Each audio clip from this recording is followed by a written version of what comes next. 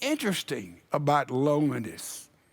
Many people believe it's the number one health problem in the world today. It's an international problem of being alone, of feeling estranged, of loneliness. Many people believe that loneliness kills more people than the epidemic that we're now a part of and the plague that's sweeping our world. Loneliness. It has with it a cold ring, does it not? Loneliness.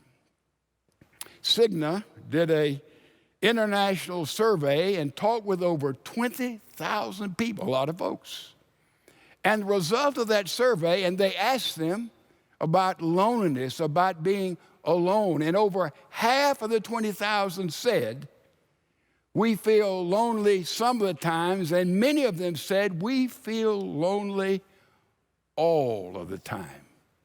A survey of general practitioners said 1 out of every 5 patients who come in their office will, in one way or another, talk about depression or talk about loneliness. Loneliness, what a word. San Diego State University, they took all of 20 different surveys that had been taken and they put them all together. And the question was, where do you find the loneliest demographic in all the world? Where is it? Maybe our senior citizens, some loneliness there, of course. But they studied all the demographics and they came up with an amazing, amazing story. We know that baby boomers, for example, they never knew a world without television. And then we see the other generations come down. They never knew the world without a computer. And now we have this Generation Z. Generation Z has never known the world without being connected to the web.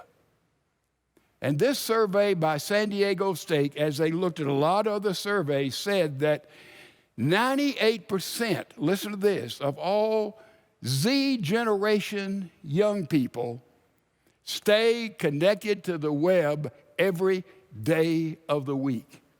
And the staggering finding is, guess what generation is the loneliest, that talks more about loneliness, that feels more estrangement than any other generation? It's Generation Z. You say, well, what is that?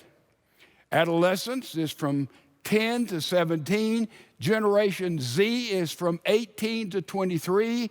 And the millennials are from 24 all the way to 37. And the baby boomers are beyond. And so we see that the adolescents today, they're lonelier than any other group, we understand, but no group is as lonely as the group that is the most connected. Generation Z is connected all the time to all the world. They can almost hear anything, get anything, anytime, anywhere in which they find themselves. They get on that web. But they are very, very lonely. A lot of people have studied this, and they've decided that Generation Z has a lot of friends, a lot of quantity, but no quality. Generation Z has a trouble looking you in the eye, carrying on a conversation, sharing with people that they really care about, getting to know people when they're hurting or when they're on top of the world. There's no deep generations there, no deep relationships there. Therefore, they're going through life separated, estranged, and lonely, and they have a tough time relating in this moment in history.